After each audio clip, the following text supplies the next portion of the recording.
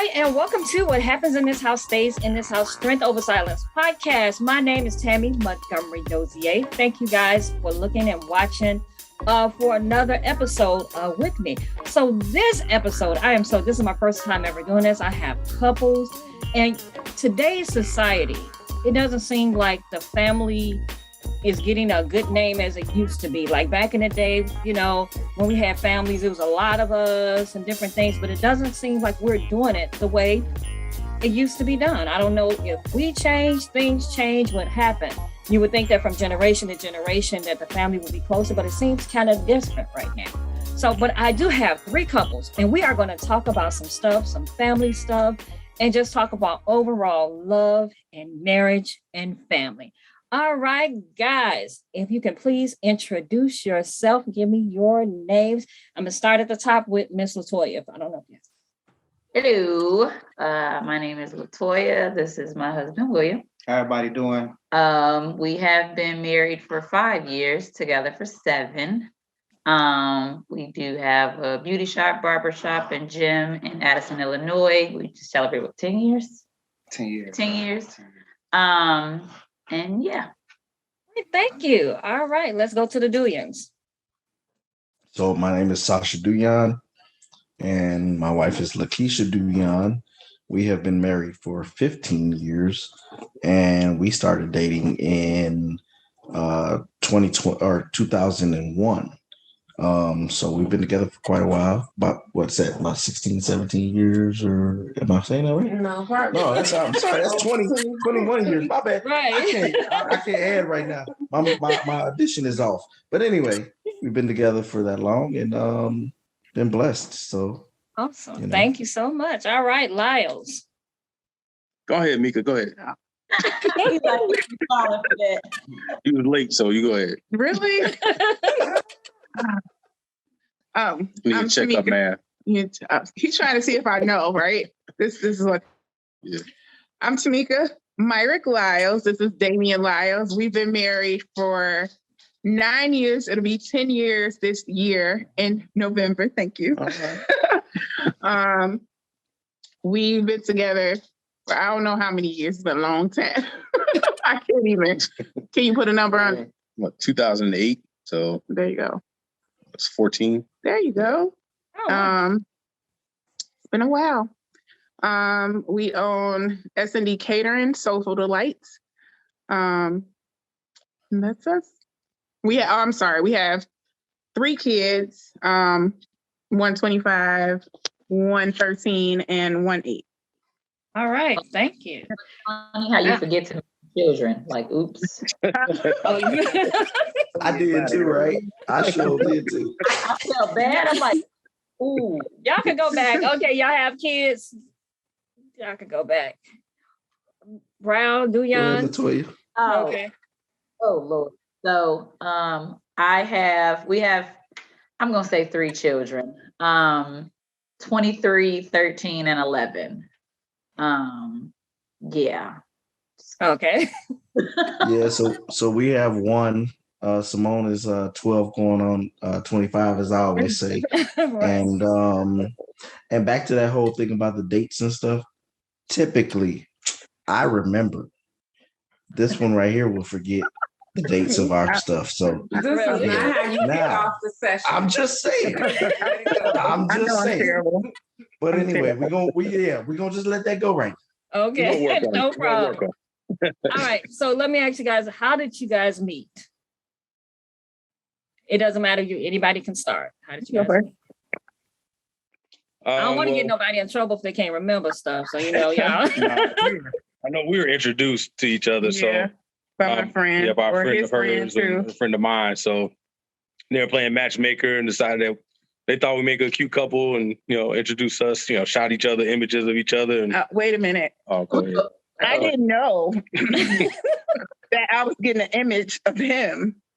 All I did was I got a text message and I was like, who's this Mexican? Can I say that? I Really? was like, Yeah. who's this Mexican in my phone, right? I love everybody. No shade towards Mexican people or nothing. I just want to be clear. Because he looked like a Mexican to me. He did not look like an African-American black man. And so next thing I looked, I was like, my friend was like, "Oh, that's Damien. I think you guys should talk." So that's how we ended up talking. Yeah. Yeah, he already knew the plan. I didn't know the plan. Oh, really? Okay. That's new discovery. You didn't know the plan. All right. Anybody else? So whatever Keisha says about how we met is not true. Uh-oh. Now, that being said, we met first. We were at Illinois State University. That's where we went to school. Okay. And I was in the cafeteria. There was this late night cafeteria that sold food till like 1 or 2 o'clock in the morning. So I'm down there, and then this girl comes down.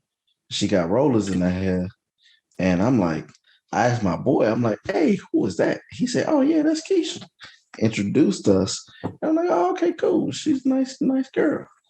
Now I come home to Chicago for the weekend or something, and I go to this party. My boy at the time was throwing reggae parties every weekend. So I come home and I'm at the reggae party. We in the basement of this reggae party. Down coming down the stairs is the girl I just met at school. So I'm like, man, I said, well, God is good. And so I talked to her, you know what I'm saying? I got her phone number. And then we went on a date on Christmas Day in 2001. Now, she gonna tell you that I gave her my dorm room number, my house number, I don't even know if I had a cell phone I wish I would number. have kept the paper. He You know gave what me I'm his parents' number, everybody's number, so I can be sure. I don't know. This is the part I don't know if this part is And true. that kind of freaked me out because I'm like, why? I come home. How is it that we coincidentally at the same spot at the same time? That was kind of weird. Oh, she's trying to say I'm stalking her now. But about the rollers, I just want to mention this point. Now he met me for rollers in my pajamas, and guess what he complained about now? If I put in my head, they go to bed. But that's how he met me. That's all I'm gonna say. So that's how we met, though. Okay. Thank you. All right. Browns. Me and Toya, we met at the barbershop, actually, man. She walked into the barbershop and it stopped. Everybody stopped what they was doing. She was so pretty and she just like had a glow about her. And I immediately put my head down because I was like, man, everybody looking. I'm not looking. Every time after that, it was like, oh, there she go again. And then I think one day, one of the guys was a little disrespectful to her at the shop, and I pulled him to the side. I was like, "Man, you making us look bad. Don't do that. You got to treat the women right around the shop, or ain't nobody gonna want to come around no more." And then I pulled her to the side and apologized for, my people being a little unruly as far as handling a female around the shop. And we just took that conversation and just started talking and getting to know each other. Nice. So guys, when did you know? Like, okay, this is the one? I'll start this one. So right after I graduated from college, I was in the Army National Guard, and I graduated in December of 2004. And January of 2005, I deployed to Iraq. Now I deployed we trained from January to whatever it was, April or May. And we went to Iraq in May, and I was there for a year. And I realized being over there that life is short. And when you have someone that is good to you, that supports you, that loves you, that, you know what I'm saying, that's important. And like I said, basically, again, war makes you realize how short life is. I'm sure, yeah. And saying that, don't get me wrong. I'm not saying that because of war, that's the only reason why I love my wife. Right. But it does put things in perspective to say, tomorrow you could be gone. So cherish what you have today. So that was my thing. Thank you for that. All right, next. For me, it came, I thought, pretty fast. I mean, I fell in love with her, like her whole character, demeanor. She was really silly, but but she actually held me down through a real difficult time in my life. I was going through some turmoil with my ex, and even my relationship with my son. But to see how she was there to hold me down through those hard times and accept him as one of her own sons as well, and even accepting her family accepted all of us too. So I think all of that collectively just made me knew that in due time, it's just a matter of time, when it was going to happen. But I would have to pinpoint probably, after, that was probably like a year after I got done with radiography school. So, around probably like 2010, I knew that she was going to be the one. Nice. Thank you. All right. Mr. Will.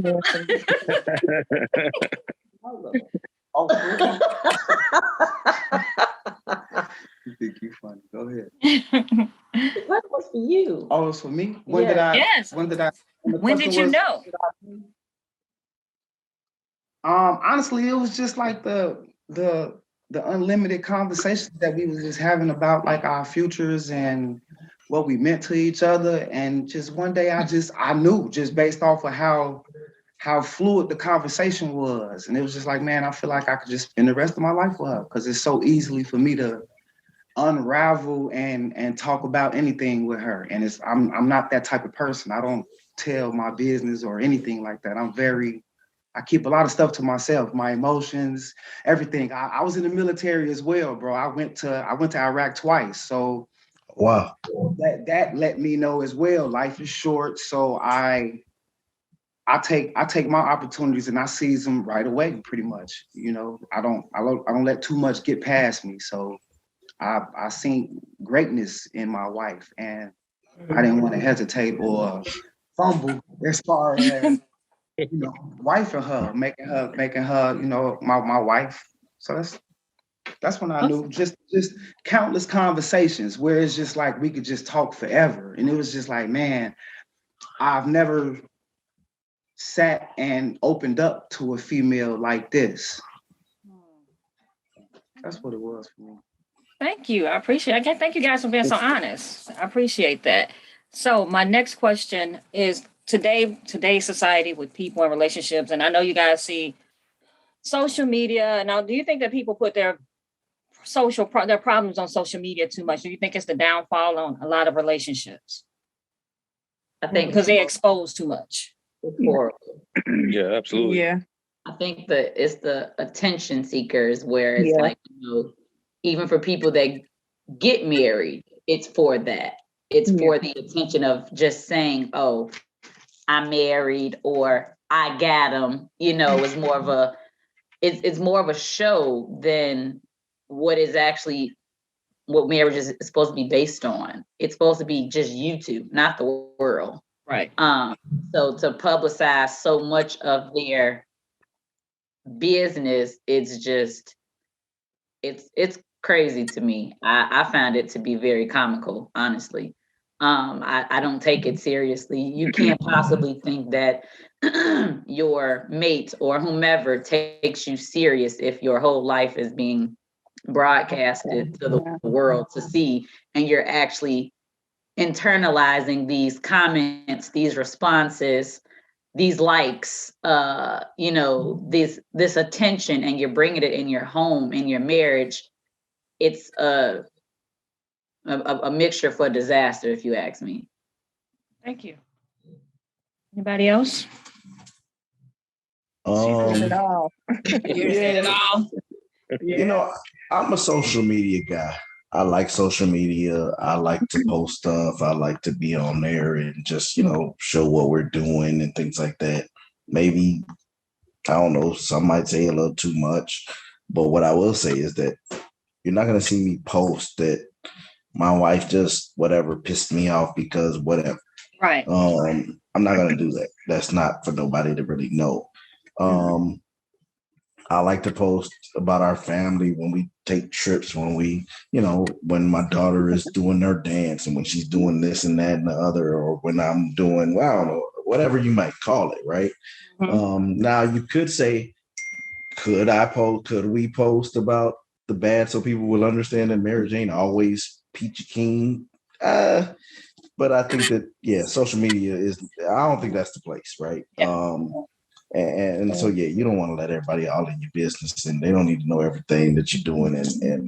And not only that, the thing about social media is that you already know in this world, there are always haters out there. Definitely. There's haters out there waiting to pour into them wounds and say, that's why you need to leave that Negro. That's why you need to do this. You know what I'm saying? So that's the main reason why you keep quiet. I mean, I remember in marriage counseling when the pastor told us, don't even tell your mom and them when y'all fight. Yeah. Because your mom and them will pour wounds or pour salt in the wounds. Yeah. And as a matter of fact, the way he described it, he said, you and your wife will rectify the situation, but guess what? Grandma, whatever, mama's still mad. Yeah, for sure. She's still holding that grudge because you told her that he said this to me, and she's still mad. And so that's why y'all done dealt with that. Y'all over it. Mama still remember that 2 years ago he said something crazy to my daughter. Yeah, you know what I'm definitely. saying? That's why you keep quiet. Definitely. I feel you on that one. So my next question is this then. Do you think people work hard at marriage? Or do you think a lot of people just get married just to say they're married? Then the first time it gets hard, then, hey, I'm gone, I'm up. Surrounded with your family or friends or whoever you know around. Do you think they work hard at it? Or do you think, like you just said, they talk to other people about it and they give them bad advice and they roll with that? Yeah. I think the younger generation, and I think we're probably the youngest on the call. I think the younger generation does not understand the foundation of what marriage is. I don't think that they take it to heart. Again, it becomes a fashion show. Who had the best dress, who had the most flowers, who spent the most money. I don't want to go into marriage in debt, but again, I have friends who were married and are still paying for a wedding and they're divorced. So with that, I feel like the meaning of it is being taken away. Yeah. They want a wedding, not a marriage. That's what's happening. And People want weddings, not a marriage. And absolutely. That's where they get lost. No one wants a marriage. The effort. And I mean, I feel like a marriage is no different than any relationship. You get back what you put into it. If you put the love, the effort, the blood, the sweat, and the tears, is no different than your life. You get those payouts. It may not be immediate. It may not be tomorrow, but you keep working at it and you're working at it together. I guarantee you it's gonna flourish. But you pour that nonsense, that negativity, you bring all that stuff, guess what? It gets reflected back. So, I mean, I just feel like if you're in it for the right reasons and you pour into it what you want out of it, you're gonna reciprocate all of that. Yeah. I remember going to a wedding. It was downtown at Buckingham Fountain. They had a horse and buggy and doves flew out. I mean, when I tell you, it was the cream of the crop. I think they stayed married less than a year. Wow. All of that playing. They probably planned longer than they stayed married. So Keisha and I went to a wedding, probably the best wedding we've ever gone to. We went to New York and went to a wedding that was just immaculate. We get there let's say we get there Friday. We get on this boat Friday. We have a nice little, cocktail party. Saturday's the wedding. We go to the wedding. Then we go back to our room. We change into tuxes for the reception. The reception is black after 5. We get there. They got champagne. They got hors d'oeuvres. Then you go upstairs and they got the dinner, and then they got a band that not a DJ. They had a band that played the whole night, that sang every song you can imagine all night. They had photo booth. Then we went downstairs afterwards. They had more food. She had food trucks. She had cigars. She had more music. I swear they spent over $100,000. And same thing. They were married for about a year or two. Wow. So we caught up on this whole thing about the wedding. And I'm sorry, let me sidetrack real quick and say, I got to give this disclaimer. I love to talk. You sure do, Tammy. And I'm trying to hold my peace on it. And I wish I would have lifted this up so I can pinch him to make him be quiet. So if you need to, It's all fine. That's what we're here for. At least I admitted that I love to talk, though. yeah, but these You know what I'm saying? things. But I'm saying, though, this wedding was amazing, right? Wow. But they were married for like a year or two. So, yes, people are so caught up on the wedding and on the idea of being married. But I think what it boils down to, so many people are not biblically sound when it comes to marriage and understanding what the principles of being married are. And even then, I get it. It's not easy, but you have to have that foundation. Too many times now, you get pissed off about whatever little thing. You be like, I'm gone. Yeah. It's easy. You know, So, so if that was the case, then Keisha would have is. left me 15 years ago because I probably make her mad. I probably piss her off every day. That's what I was saying. If I got on Facebook posting all the time, I would look bipolar. One day I'd be like, oh, I'm just so in love. The next day I'm like, you know what? This ain't happening. You know, so Yeah, absolutely. That's just real. but it's normal. You can love Marriage like the stock market. It just Yeah. Absolutely. Definitely. Oops.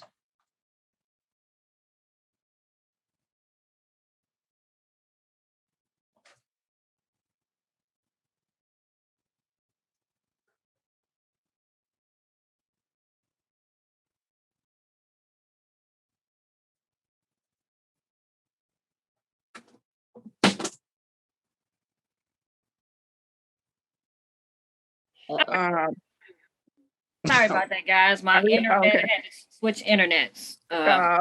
Okay. All right. So my next, well, thank you guys for answering that. My next question: with everything going on, as far as raising kids, there are so many changes. Even from when I was a kid, these kids, they know so much. They get on social media. They know way more than we did when we were kids. How do you guys deal with that in today's society? If they come home and say something that you might not necessarily believe in, and you're trying to tell them, well, you know what, this is not right, but everybody around them think it is right. So how do you guys handle that? I've been honest. To be honest, my son's 13, and they are teaching so much stuff at school. I'm gonna try to be politically correct because I don't want to offend, but certain things, I'll say he has a friend that wants to be called a boy, but dresses like a girl, wear wigs like a girl, but wants you to call her a boy. Mm-hmm. And get offended if you say she, girls, or whatever, which doesn't make sense. And I'm just explaining to him that, do it make sense to you? If you want to be called a boy, wouldn't you naturally want to just dress up or whatever? I don't know what the end thing is, but shouldn't you just look like a boy? And so I told him, I said, what you're telling me to do is basically go outside. You're telling me the sky is green. So I'm supposed to say the sky is green because that's what you told me. But in reality, the sky is blue. So what do I do with that? And I'm just honest with my son about things. You know, you can go along with what people say, but you have to know the truth within you. So whatever is happening on the outside, it could be a complete lie. You know the truth. So live in the truth. And that's what we do, because I feel like if I live the lie with you, then I'm living a lie too. So how do you, and that's the only way I can think to handle it for our house. Okay. So that's what we do. We just be honest and tell the truth. And we want him to see the reality of the situation, because the reality of the situation, that is a girl, but she just wants to be called a boy. Thank you for being honest. I appreciate that. Yeah, I appreciate So that. in our house, oh, go ahead. Go ahead. No, I was going to say, in our household, we tell her what we believe because we believe in God. And we right. tell her things that we believe as a Christian. what we believe in here. What goes on and what goes on out there is completely different, but still respect other people's differences because they're no less human than what we are. Mhm. Although it's confusing, because that's confusing to me as well. The him, her, she, he, all that. Right. Pronouns, At yeah. the end of the day, Right. I still want her to be respectful Yeah. of that person and their choices. Right. In terms of the social media, he's quiet about this because I be all up in my little girl business. Who you talking to? I look through her phone. I check everything. I check her text messages because I feel like, you know, she has something going for her and I don't want her to get caught up in all that stuff. She's Right. at an age like this preteen age where anything can happen. We all been young, we all been there, but what they're dealing with is something completely different Yes, yeah. than what we had to deal with the social media stuff. It's a beast. It They is. know the way they talk and the language that the way they speak Yeah. to each other. I Mhm. don't speak Go like into a that. whole nother level. Yeah. Yeah, I don't speak. I don't curse. I've never been a person that approach my friends and call them B's and H's. Yeah. I don't roll like that. But that's the way their dialogue, and even at 11 and 12, it is. I mean, it blows my mind Mhm. because I'm Wow. like, we didn't talk like that. Mhm. At least the people that I hung Right. around, that's not how you, and especially as a young lady, I'm like, don't conduct yourself in that manner. Yeah. So in terms of, to answer your question, social media, I stay in her butt. And me and Tammy are cousins, if y'all don't know. And she knows my mom. My mom don't play. And I guess that trickles down to me. Right. I don't believe in spanking her and stuff like that, but I do try to impart knowledge in her and let her know how valuable she is. Not to say that she's better than anyone else, but I want her to be prideful of her being like a girl and being a productive woman and productive person in society. I don't want her to get caught up in this whole social media stuff because whatever she does now can follow her for the rest of her life. Yes. Versus when we were kids, we did a lot of stupid stuff. I don't know if y'all did, but I did. Yeah. And God, I would be crawling Thank God out one of my documented. skin if somebody could pull Man. that up off of social media. Yes. But whatever they do now, if they taking pictures and all this other stuff, that people can pull that up years from now. There's nothing that we can do to protect them from that. So yeah, I just try to stay on top of her and try to let her know she's valuable, and hopefully, you know, that resonates with her, at least while she's under my roof. I told her after she, you know, get 18, she can do whatever she wants. But while she's here, you know, she's got to follow our guidelines and be under the beliefs that we're having. We're not following her, because I think that's what's happening in some households too. You follow what goes on in our household. Right. Yeah. I didn't speak on social media first. Well, my son don't have social media, and the only social media, I shouldn't say he don't. He has a TikTok, and that is heavily monitored. He doesn't have a Facebook. He doesn't have an Instagram. However, our daughter that dances has a parent monitored Instagram, and that's because we was asked to form her. What is it? She Well, has to basically have trying to it's get like a a portfolio for her. So she's dancing with people like all across the world. So these people have to be tagged in it. She doesn't have a resume. She didn't have a portfolio. So we did that because she needed a portfolio. That's the only reason my 8-year-old have a page, and she does not know nothing about Instagram. She does not know how to enter it. Tammy, this is your first time hearing about this Instagram, right? Yeah. So nobody really knows that she has an Instagram. We just started this maybe a couple of weeks ago. But I am not about, I feel like it's fantasy world. And we already living in a fantasy world outside of,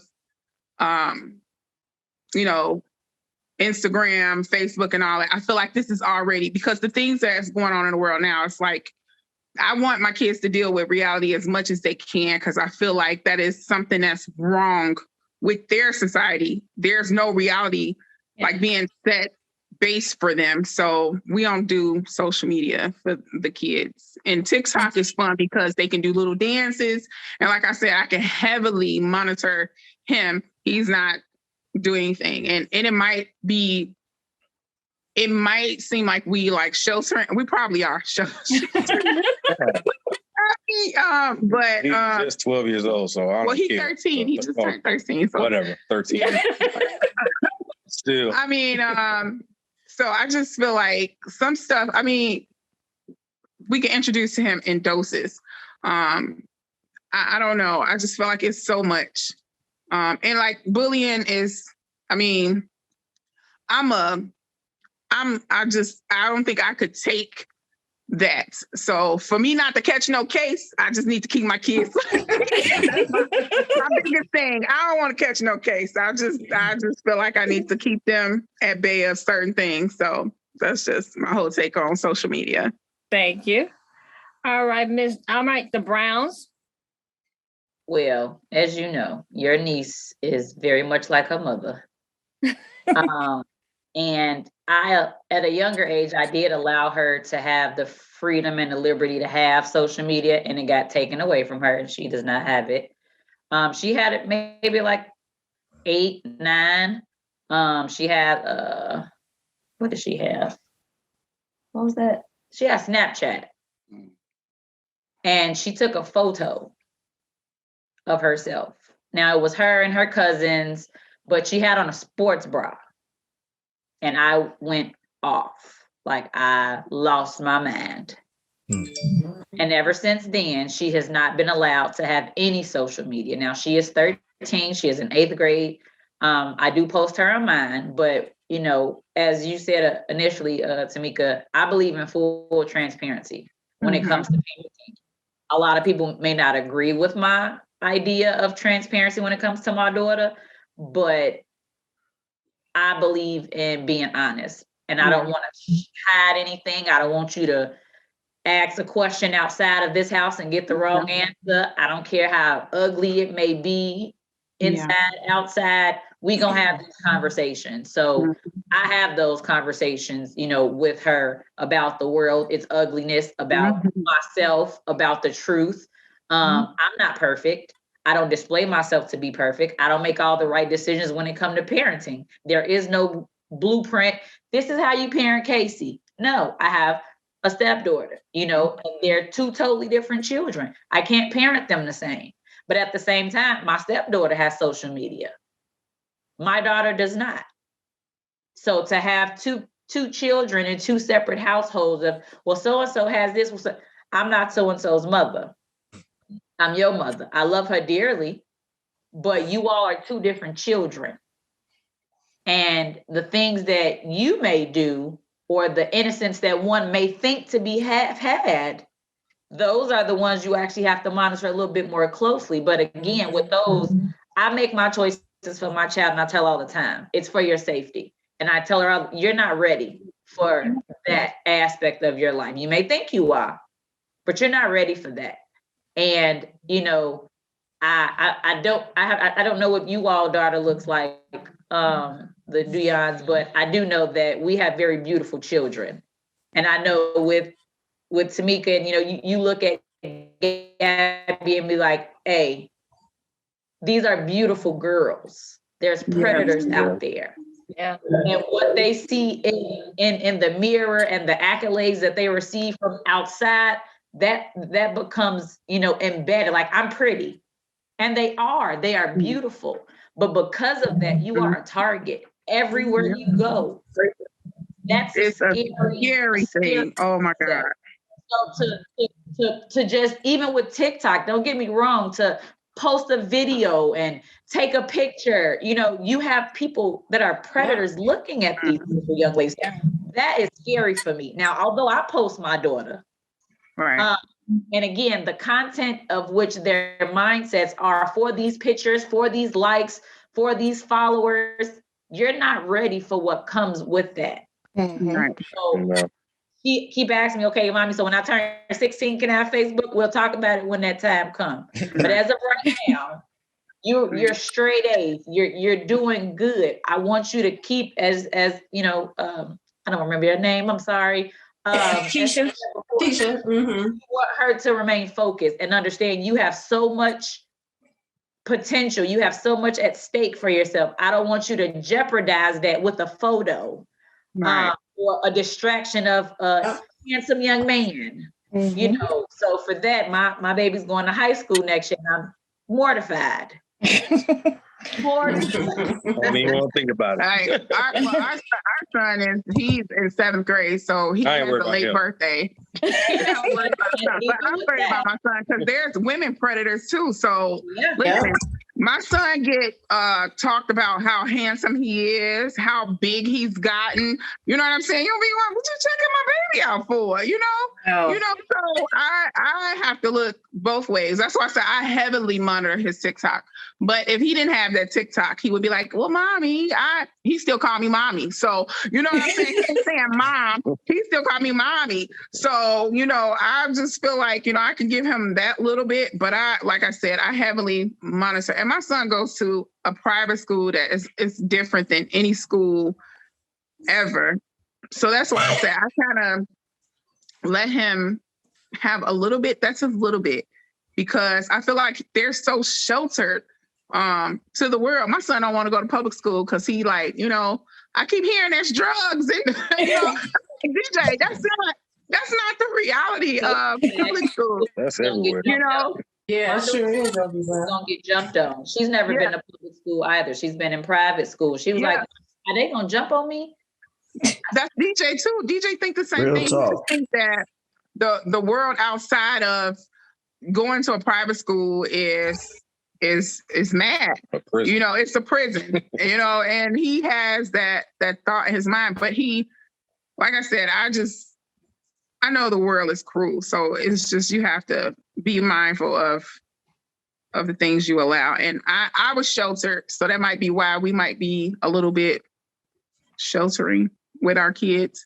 But like you said, no, I don't think so. With our daughter, like you were saying, she is beautiful and she can dance her butt off. And we were somewhere last year, people knew our daughter, which scared the out of me. Yeah, like, I ain't know my baby name. And we were like, what? Or we know her. We see her. Where you see her dance? But people have seen her dance. People come to these competitions from all over the world and they know who it's scary. It's scary. It's really, really scary. So I always say, I don't want to catch a case, but I have to keep a piece with me because I'm like, I don't know. And if he's not with me, I most definitely have to be prepared because the world is crazy. The world is crazy and people do crazy things. And we in a high flow environment all the time. It's a lot of people around us. But my kid is smart enough to know to grab somebody's hand, like somebody she know hand, and don't let go. So I'm glad about that she knows that. But this world is crazy. It is. And you definitely have to be careful. It's way different. You know, like when we're coming up, I think they had the Atlanta child stuff going on with that. That's about the most you heard of people harming kids.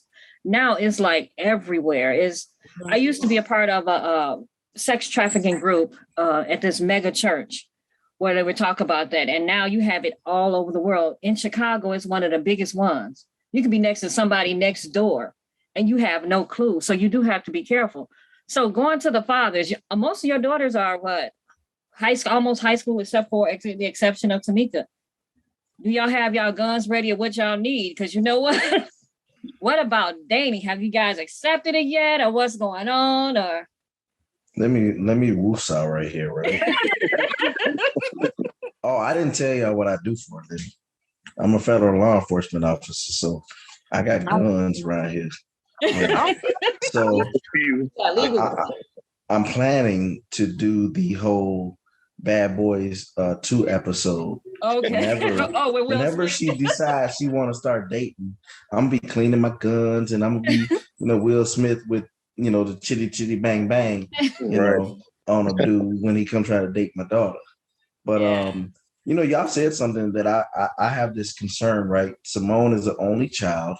She goes to public school now, but I'm concerned with her getting to this high school where this high school nowadays, they brawling, they fighting all the time. And the girls are fighting more than the boys now. And I'm concerned with the fact that because she's an only child, that she is spoiled. She got, her whatever, Jordans and all that. They gonna be, you think you all that, so I'm gonna jump you and I'm gonna, the girl want to cut your face because you think you all that. I am so scared. I am super duper scared about that, and yeah, it's super scary. But we gonna pray to God that depending on what we do, she may go to private school. I'm not really wanting to pay this private school tuition, but that might happen. Yeah. I've been doing it from 3 to 13. Yeah, so it might very well happen. I don't know. We'll see. And we homeschooling next year. Well, Are you? DJ's Okay. not. Well, DJ's not. DJ is one of those kids that need to be around other kids, and he doesn't want to be homeschooled. So he probably going to a different private school, or we may test the waters of public school. We'll see how it go. I don't know. But I like your private school because they do yoga and all that kind of stuff. They do yoga. Meditation. Yeah. So yeah. He's not being Yeah. challenged. So I'm not sure. It's academically. Yeah, academically. Yeah, I think yeah. everything else is great, but academically, I think he's bored, and he need a little bit more structure in that. If they change some things, he'll stay. But right now, he's Okay. bored. Yeah, he's bored. Gabby love it, but I think she's homeschooling. But as far Okay. as the dating thing, I already programmed my daughter. I said she can't date till she get married. So she's gonna be hella confused about what that means for Right. hopefully quite some time. But yeah, she's gonna have to I wait. told Simone she can't get married till she's 35. So I mean, she can't date till she can't date till she about 35. She can't get married till 35. See? So I mean, There you go. hey, Problem I done solved. solved that problem. All right. Anything from you, Will? My girls, they soldiers. I was in the military, so I handle them. They're young ladies, but they're also rough. I'm more afraid of the high school than I'm afraid for the high school. He said they gonna go in there, they gonna tell. The high school, I'm like, oh, the high school got their hands full when it comes to Toya daughter, but when it comes to my daughter, it's more like, look, you might have to deal with a bully. You might have to deal with some racism. You might have to deal with this. That's why I don't mind social media, because I use it as a tool to teach my kids real and fake, BS from non-BS. I can say, when it comes to TikTok, I told my daughter, yo, people are making money off TikTok. You are not. So it's just entertainment for you unless you bringing in some money from it. So don't let me catch you doing nothing dumb on TikTok. Real is Because real. they getting paid from it. Once you get so many views, you get money from it. So that's why I don't knock social media, because it's an opportunity for the people, not just Black people, but for anybody to make another stream of income. Mm-hmm. You can make it work for you. Yeah. I think that's the one thing I like about social media too. There are so many people that have been hustling their whole life and then they're finally seeing something from it. Because before you have gatekeepers that you can't get nowhere, but now they're creating their own. So I like that part of it. Yeah. One of my close friends' daughter has what is it called? The stuff for your lips? Lip gloss. Lip gloss. She had her own lip gloss line, and she promotes on Facebook and Instagram. She's 13. I like that. It gives you a chance to be a young entrepreneur. And then you got to advertise, you get to learn how to communicate with people of different ages, different races. So I don't mind social media. And as far as private school and public school, or just the kids going to school, I just really think it's within them. They're going to make the school not going to make them. That's just my beliefs. And like I say, I close on that. I was in the military, so I take some of that and some of what my mom and dad taught me, I put it together and I put it on them. I make my daughters do push-ups. I make them do sit-ups. I take them and we go with boxing lessons, karate lessons. I had to tell Toya daughter, look, don't be ducking her punches. When you in trouble, you got to take your whooping. Don't duck nothing. Don't dodge nothing like I showed you. When you in trouble, so I love it. My daughters, they know how to defend themselves physically and verbally. I just more worry about telling them how to control it. You know, I teach them about properly put me on breathing, blast breathing like in, breathing out. Jesus. I mean, really, that's what I do. I Hey take man, I take my life experiences and I bring them into my father, and I take pride in that, you know. And I expect my daughters to have a young man that's similar to me because I'm serious about my life, my job, my family. So they know it ain't no half stepping when it comes to bringing somebody around me, or don't bring them around me because they not gonna like being around me. I guess. nah, Toya, don't even feel like that. Because guess what? We out here trying to do what we got to do to raise these kids the best way we know how. Oh no, it Yeah. You know is. what I mean? That's why I say we have two totally different children. So when it comes Yeah. to parenting, like again, my daughter is very rough. Very. Mhm. That's why he say he's afraid of the school. Mhm. Now she's been in a predominantly Black school, and we live out south right now. We're moving to the western suburbs, so she's going to Glenbard West, predominantly white school. So I'm teaching her now. I need you to use your words and not your hands. I can't say it enough. I need you to use your words and not your hands, because it's got to be. You got to watch how you use your words as well. All that. Yeah. But I just, she hasn't been subjected to racism. And that's something that we have been talking about when it comes to, the wording, the actions, how to handle it, and just how you said before, just knowing who you are, and just standing firm on it. Like her friends have been teasing her, like, "Oh, you gonna have a white boyfriend named Tom?" She was like, "No."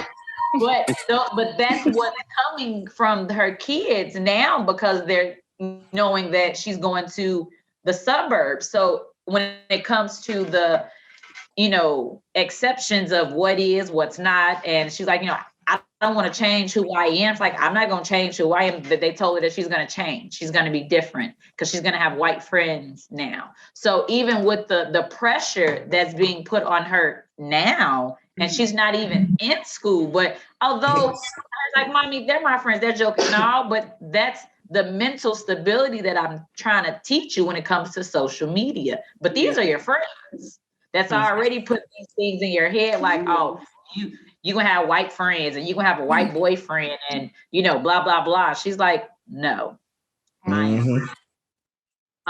So it's hard with the dynamics, the changes, to go from one dynamic to a completely different one. I know she'll be okay, but it's still that fear of, whew.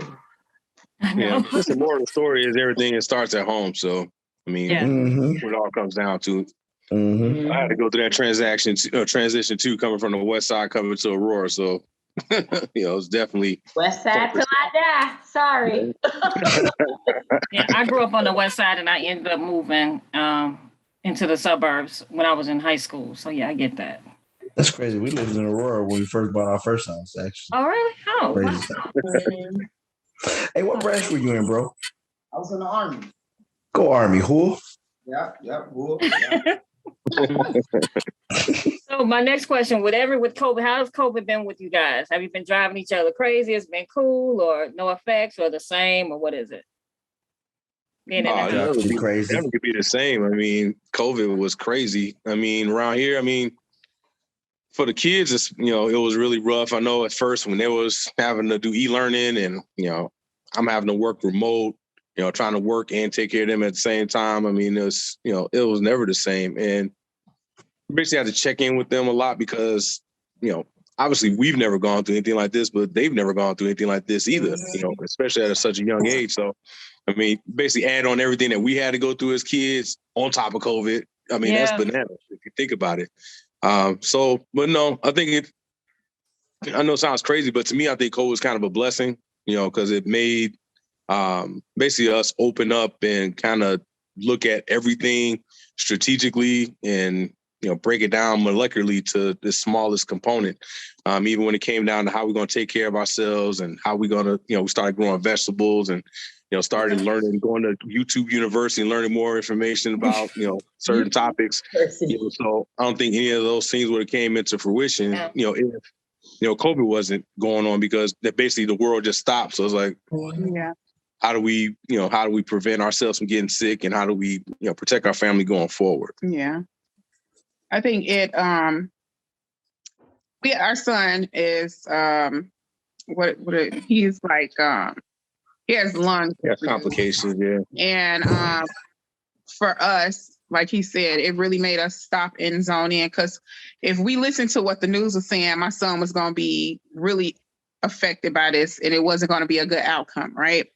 So, like he said, I just went into studying different things on how to heal yourself, because I was like, if the world is going to stop like this and we can't get to the doctor, what can I do? And I just got into a lot of herbs and how our grandmother used to heal kids back. You know what I mean? I just got into a lot of different things that's not being used. We so quick to want to run to the doctor, and we think the doctor is God and the doctor is telling us everything. And I just started studying on like how can I keep my son alive? That was like my focus was, he is going to stay alive. God is going to help me figure this out. And I did. He has been the healthiest he's been since the start of COVID. And they've been back to school. They've been to school. They was only out for like a half a year. Yeah. And then they went right back. Their school never shut down. My son can't wear a mask. My son won't put his face shield on. So I have to tell you, he's probably been exposed more than anything, and my son has been healthy. Good. Thank God. And I have to knock on, he has been healthy, and he goes see his pulmonologist every 6 months. And the pulmonologist was like, "What are you doing?" And I was like, It's not man-made medicine. It's from the earth." Yeah, because he would get admitted to a hospital annually. He would be admitted every year, often. Usually around Christmas or Thanksgiving, somewhere in that range. But he would always. This has been such a blessing, because it made us just look at things differently. The way we eat, everything. It just made us just look at everything different. And he has been the healthiest he's ever been. So it's been truly a blessing, because my son would get sick constantly, and he hasn't been sick. And when he has been sick, it hasn't been nothing but for 4 days probably. And it hasn't never been where he required oxygen or needed to go to the emergency room. I've been able to treat him at home. So it's been good. A learning experience. Yeah. Good. Yep. Good. Anybody else? Like, how's it done? COVID wise. You know what? I think that's a good, that's a good thing that you got your son healthy on the health track the natural way, because there's a lot of people that's doing that and not depending on the doctors, but because it's never any like solid foundation dealing with the doctors. It's they can always say, okay, take this, and it's like they don't get punished when they say take this. It's a bad outcome. It makes you sick. Right. You're right. What's happening to these doctors is so much being put into their hands, our lives in their hands. Yeah. And regulated by the government. So it makes it more trustworthy. And then, I guess growing up with our ethnic, growing up like how we are, we're more used to growing vegetables. Like my people from Mississippi, they grow everything. Right. Greens, watermelon, everything comes from the ground. Even when I went back this last time, they had cows. It's like, man, y'all went from growing greens to string beans. Now y'all got cows. It's like, what are we not getting that the South is getting? Like they got a pasture full of stuff. I'm like, y'all pretty much got a plantation. Yeah. And they're so healthy down there. And everything comes from like natural food. I try to do like as much natural stuff as possible. Sea moss. A ton of water. Yeah. Yes, I learned a lot of tricks during COVID from people that naturally. That's another thing as far as just being able to make money. It became another way to. I've seen a lot of people make a lot of money off sea moss, putting it in the sauce. I keep telling you, get some content. Yeah. I'm a sucker for a Black person that's in business for themselves. If you got a product, I'll buy it. I'll buy probably 10 of them. I'll buy it and probably try to sell it to another person, or I'm gonna buy it and give it to my mom, because I think the elderly people they're not informed. They're missing some information. You are right. The younger They've been generation. programmed, man. They've been programmed. And pass it on to my mom and just teach her things and stuff like that. So I think COVID kind of gave me the opportunity to learn how to take care of myself health-wise more naturally and not depend on the hospitals and the doctors and everything like that. It seemed like during the time, if you step foot in the hospital, it was You like, was down there. Yeah. And I was afraid for that for my mom. Yeah. You know, and so I definitely get you changing the habits of your son, and I'm glad that you hear that to hear that he's better and everything like that. That's good. Yeah. Thank you. Anybody? Julians, you have anything? The effects of COVID? We were one of the couples or the people that was like trying to rebuild our whole house during COVID. Out here doing all like the housing projects that we wanted to do that we never got around to doing it. So we were doing that in terms of like the whole CMOS and all that. I even prior to COVID, Sasha's more the person that goes to the doctor. He still goes to the doctor. I'm more of the one that like, let me look into this first and see what kind of herbs or what kind of oils or what kind of other natural resources that I can use versus going to the doctor. Because what I realized with a lot of the doctors nowadays, they always want to put medication. And once they prescribe one medication, then you got to take another medication to combat that medication. Then you got to, it's just like, you just keep putting all these different foreign objects into your body that seems to be kind of not making it better instead of treating the root cause of the problem. So I think for us, we got into like the whole projects, and we were the couple doing the projects at our house. Okay. Doing COVID. So have you still, now Keisha is a marathon runner, so have you still been running? Yes. Okay. Yes, that didn't stop. I would still run because I run with a group of ladies. We would still run, but we would like social distance. Like there'll be a mile ahead and then we'll be further back, you know, when it first happened, because we really didn't know what it was. And I actually run with a group of doctors, and they were kind of feeding me information on some of the research and stuff that they were getting. So I was kind of like going off of what they were saying too, because they had all the inside sources outside of what we saw in the news on what this virus was and what it. So I felt comfortable with still running with them, but still social distance and, you know, wearing a mask and everything. Thank you. So, you know, Keisha ran the New York City Marathon, 26 miles, right? Oh, yeah. Wow. Yeah. That's awesome. Nice. In 2018, yep. Yeah. That's awesome. All right, guys. So I'm trying to see, I don't know if I want to go here and if you guys are comfortable with all these unconventional relationships that they have. If you don't want to talk about it, let me know. So when I see online, I see all these polyamorous, I see all these things. Do you think that people are doing this because they don't know how to make regular relationships work, or it's just all a free for all now? So when you say that, what are we talking about? Like what? People Like having multiple wives and all that stuff? Well, you have more than one partner. You have all of that now. And it's more prevalent than it used to be. They have so groups again, we're in That's 2022. Yeah, we're in 2022, right? And in this day and age that we live in now, obviously you see TV where, you know, homosexuality is prevalent on TV. Yes. You know, sleeping around with about 50 million different people has basically become the norm. But all that stuff you talk about, having, you know, multiple wives and whatever, just all this stuff is like becoming the norm in society. It's like a fad. But nah, we feel like, you know, we are again a biblical based Christian family that believes that, you know what I'm saying, God made it so that it would be myself and my wife, and She would leave her parents to cleave underneath. Even cleave, that's right. You know what I'm saying? Yeah.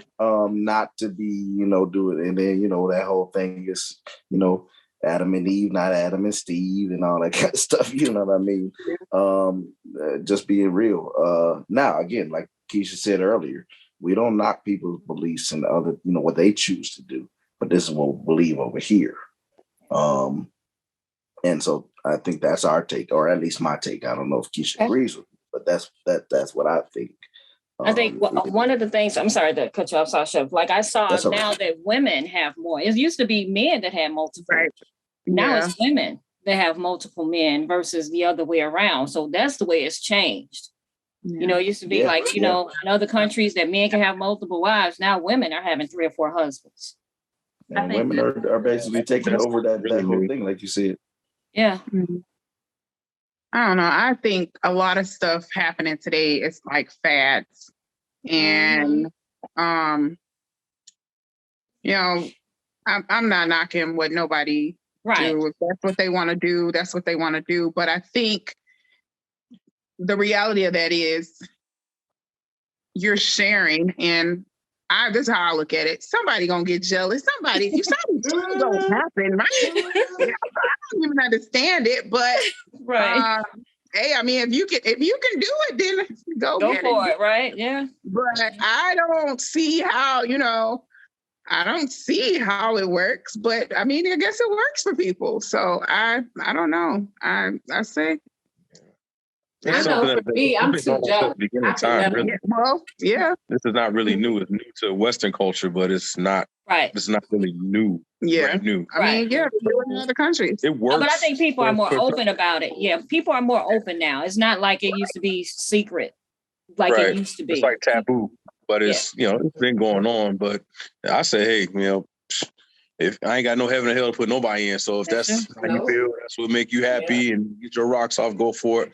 I don't know how I would deal with 2 wives in one household, all that emotion going on at one time, but that's just me. So I choose to go one and that's it. All right.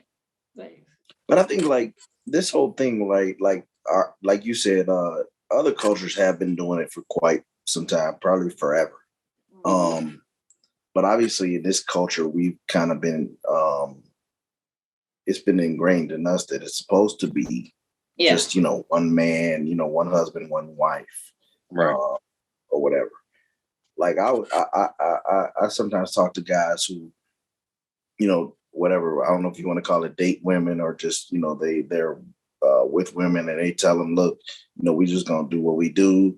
And, it's going to be that. Right. But I think my wife kind of just said it, or one of y'all just said, like, at some point, feelings and stuff gonna come about. And I don't care how much you say, oh, it's just gonna be, we just gonna have some fun. At some point, something's gonna come about. And then that's gonna start the drama where it's like, whatever. You tell us she can't come over or whatever. He can't come over, and for whatever reason, now everybody pissed off. Mm-hmm. It's just not worth it. It's just too much. That's just too much drama. Then I ain't got time for it. Anybody else want to comment on that? All right. Okay. Next, for all you guys have been married for a long time. So, what is the secret to marriage? What can you tell people? Like somebody may say, you know what, I'm tired. I just want out. What can you tell them? What's the secret? I can't tell nobody what their secret is. Everybody's different. Right. It would depend on where you are in your marriage, because at that point, it might be over. I can't salvage or tell you that I can help you salvage what's already done. But as one of his barbers just got engaged, and they're younger than us, and the one thing I told the young lady, I said, the one thing I can tell you to do is communicate. Keep that line of communication open. There's nothing more important than communicate. I don't care how ugly it is, how bad it looks. I don't care. Communicate. That's the one thing you don't want to lose, is that communication. Because once that's gone, it's hard to rope that back in. I say, the second best thing is keep everybody out your business. Your mama, your daddy, your sister, your your best friend. I say, because I told her, I say, you know, even now, people are gonna start changing. Yes. Oh, You ain't even got definitely. church yet. And she's Yeah. like, it's funny you say that because, you know, people aren't celebrating her the way that she thought that they would. I say, well, you have to watch those type of people because it's a lot of people. And again, they've been together since high school. They aren't perfect, but she's vented how he said earlier, mama still holding that grudge, or when they was in high school, he called out her name, or he took the baby this way. It don't matter. People don't let that stuff go. So in their transgressions over time of their relationship, people aren't happy for them. People look, oh, y'all ain't gonna last, that ain't gonna make it. Again, you have to understand that when you make that, because I even told her, I'm like, go to counseling. She's like, how do I do that? That's it. Go to counseling. I say, first of all, my grandfather wouldn't even marry me and him without counseling. So it was a no. So it was like, it's one of those things. I'm like, you know, I understand people, how we say they do it for the wedding. I want to make sure you all are doing it for what it's for and that you are on the same page. I'm like, go to counseling, baby, because they may be able to show you some things and bring out some things that you all may not be ready for. And again, Right. y'all, 5 years, I don't care. It doesn't mean that you're meant to wed and, you know, that life. I'm like, but the most, I say, do not lose that communication and that you two, it's you and him against the world. Literally, I can't say that enough. Not your sister, your auntie. When y'all get mad, you talk to each other. You talk to God, and you talk to each other. Because I have to pray before we have conversations sometimes. Because I have to pray on my tongue. I'm 100. Y'all know me. I have to pray about that. Yeah. Because it's like some conversations are hard to have, and that saying, "Hurt people hurt people." When you hurt, you have to, like, okay. Let me woosah, let me breathe, because that tongue is powerful. Yes, it is. I don't know who made that lie, say sticks and stones may break my bones. Oh, yeah, it's a lie. That's a lie, because I'd rather you hit me with a rock and a stone, because I can heal from that. But those words, I can't forget how you made me feel. So if you made me feel anyway with the words that you said, I don't care how many apologies you give me, how many purses you buy me, it don't matter.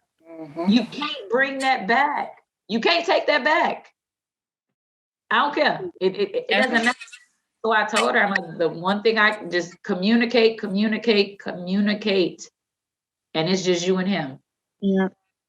I was gonna say, for me, I found that hard when I got married because I was one of those independent, and I was gonna be independent and alone. So I found it hard trying to connect because I was so used to being able to say and do whatever. And then I found somebody that say, you know what, you're gonna sit down and shut up. I'm like, oh, okay, so that's how we're gonna do, you know. So it took You know you liked it. I did. I was like, oh, me? Yeah, you know. Plus the pearls. So yeah, I do get that communication because I had to learn a lot about communication because I was so easy. It's easier for me to walk away. My husband is the one who keep it all together because sometimes I just shut down and don't want to talk. Yeah. So I would say communication is one of the best. I have to say understanding too, because when you communicating, you can't communicate just to get what you want to get out. Yeah. So you have to be able to listen and understand what they're saying. It may sound like a bunch of crap, but understand they have a point and it's what they're saying is what they're feeling. Okay. So I think that's what helped us to, when we had counseling, I swear, I believe that is what keeps us together. Counseling before we got married, because we went through a lot of things that I needed to hear and go through. Because like I said, I was spoiled. I think we got cut off and I was saying, I'm spoiled. I'm a daddy's girl and I want my way. And when we got done with counseling, she was just like, you ain't gonna get your way. It ain't gonna always be what you want. You know, it's not going to always be your way. So you have to listen. I don't even remember the name of the book, but the book was phenomenal. And it taught me to be able to listen, to understand, not to listen, to reply. That helps a lot too. You know, we want our way and we want what we saying to be the truth of what it is. And sometimes that's not always the case, so I think understanding is a good thing too. Not always trying to see it from your perspective, try to see it from their perspective too. So I think that helps. Thank you. Yeah. So I would say that I agree with both the communication. I agree that so for Keisha and I, what I would say is that of the counseling, premarital counseling, I think is great as well. It's very important. But what I would say is with us being married, 15 years this past August, is that I actually initiated us doing some counseling within the last year, just to be, to fix some things, to get on the same page and learn how to communicate more openly and deal with certain issues or whatever. So it's a continuing process is my point.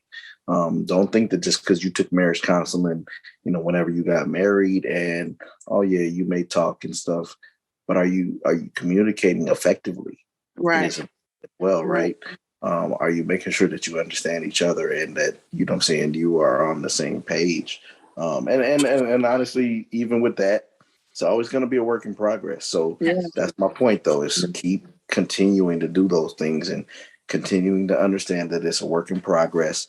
15 years, 30 years, 45 years, you're still going to be learning.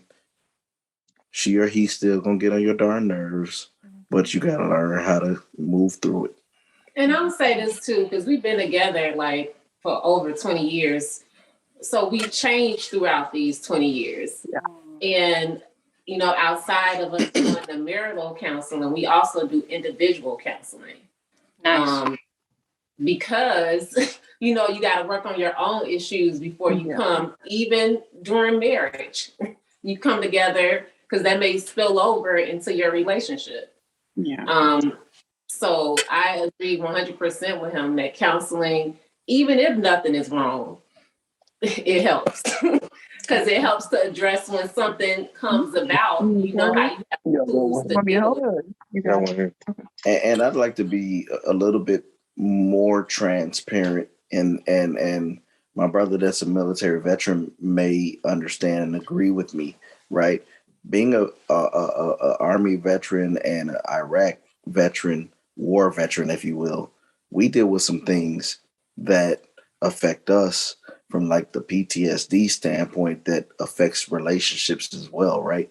And so like she said, with the individual counseling, I got to deal with some things on the individual side of counseling to deal with the effects of having gone to war and seeing the crap that we see over there and deal with over there. No matter what your job was over there, man, you're exposed to some things that are not normal, man. And war is not normal. And it's tough. And so you think you come back and you think you'll be all right. But the reality is that you might not be. And so again, all that stuff translates into your relationships and your dealing with your kids and your wife and everything, your work, all of that. So that's something that folks need to also be cognizant of. Thank you. Anybody have any additional comments? I just think that people relate counseling to wrong. They always feel like that's Yes. how you do it when something's wrong. No different than praying to God. You pray when something's wrong. You don't hear too many people say, "Oh, just thank you because you woke me up this morning." Oh, the guy can you let this money come through because this bill I need to get paid. So and I think people equate that to the same thing with counseling, especially Black people. They look at counseling, something got to be wrong with you or has to be a problem. And that's not true. I am one who was against counseling. I was in foster care my entire life, so I hated the idea of what counseling was supposed to be because I rebelled against it. So I held a grudge against some person who don't know me. You can't tell me what my life is supposed to be and what I'm supposed to be. So growing up, I was that person like, I don't need no damn counseling. What they tell me, I don't know about myself. Right.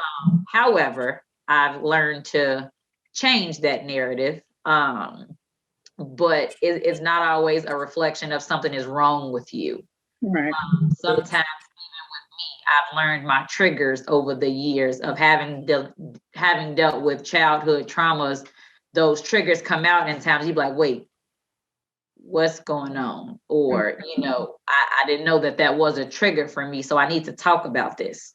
And losing my mom during COVID, there were certain triggers. I'm like, hey, I'm not myself, but even in that, I had to identify those, even though it was a wrong for me, but even in that, it doesn't always have to be that way.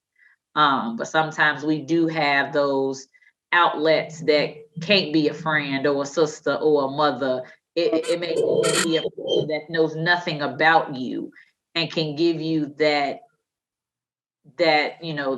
voice of, I'm not going to even say reason, but just that voice or that ear that has no judgment, and can actually just view it based off of, again, they don't know you from a person walking down the street, but they've been trained to read and, decipher through your words, your story, your demeanor, your mannerisms, and, kind of redirect that and tell you something about yourself you probably didn't even know about. Very true. So I definitely advocate for that, for anybody, include children included, especially with the world that they're going through. I think it's a healthy tool for everybody. Definitely. Yeah. And, I find myself, and I was thinking about what Keisha said about, as you get older, you grow into, me and my husband we've been together 16 years this year, but married 7. So we spent a lot of our adult life together. So a lot of times I find myself learning something different about him. I'm like, he's been saying the same thing forever, but I don't ever think that I heard him. And that's what counseling can do for you too, because they're saying it, they're telling you what they want you to do, but you're not hearing it because you're interpreting it in a different way versus how they're telling you what they need. I remember at one time in our relationship, I would say, well, I'm going to cook this. And he'd be like, okay. And he would eat it. But he said, I never asked him what he wanted. And I was like, And it's something as simple as that. I never asked him what he wanted to eat. I would say, well, I'm cooking and this is what you're going to eat. So it's things like that, communication, that's so important. So I thank you guys for being so transparent. And the last question, you guys have been great. The last question that I have for you, what legacy do you want to leave behind for your family when it's all said and done? So I'm on this path right now, right? When it comes to legacy,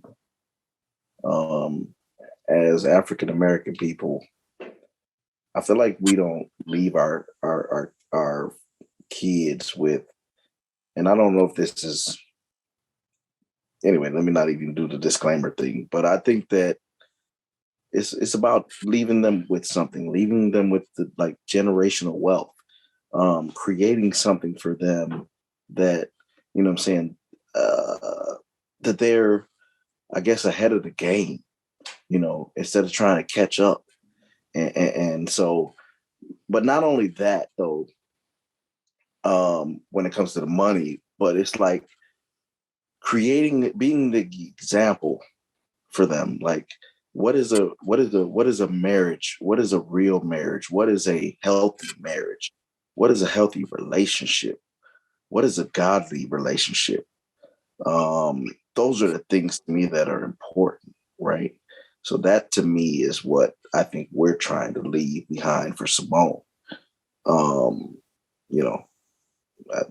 know if Keisha has anything to add. I agree. Thank you. Okay, anybody else? The legacy you want to leave behind?